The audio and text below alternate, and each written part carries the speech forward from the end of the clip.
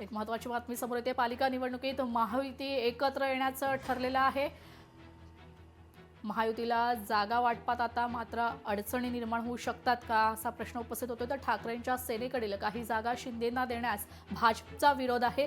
जागा वाटपाचा फॉर्म्युला निश्चित करणं कठीणच। महापौर कोणाचा, किती जागा कोणाला या संदर्भात आता तिढा कायम राहणार आहे।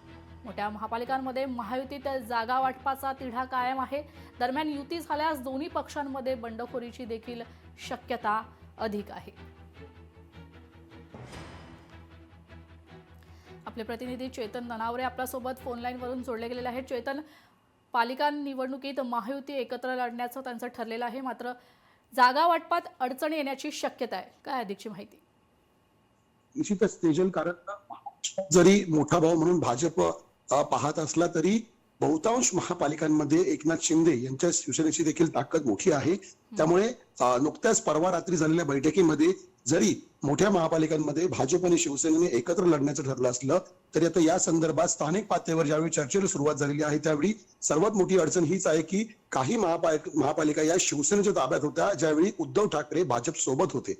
मात्र आता एकनाथ शिंदेचं विभाजन झाल्यानंतर बऱ्याच ठिकाणी आता भाजपची ताकद अधिक आहे।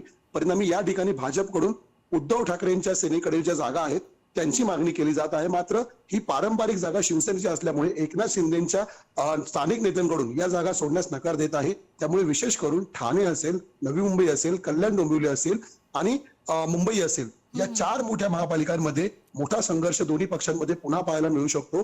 त्यामुळे या वाटाघाटी करताना महापौर कुणाचा होणार, महत्वाच्या कमिट्या कुणाकडे राहणार आणि सगळ्यात मोठा प्रश्न म्हणजे किती जागा कुणाच्या वाट्याला येणार याच्यावरतून आता कुठेतरी अडथळा निर्माण होताना पाहायला मिळतोय। परिणामी या जागा वाटपामध्ये पुन्हा एकदा शिवसेना भाजपा आमने सामने येताना पाहायला मिळू शकतात। निश्चितच धन्यवाद चेतन, तुम्ही दिलेल्या अधिकच्या माहिती करता। लोकशाही मराठी ऐका, पहा, जागरूक रहा।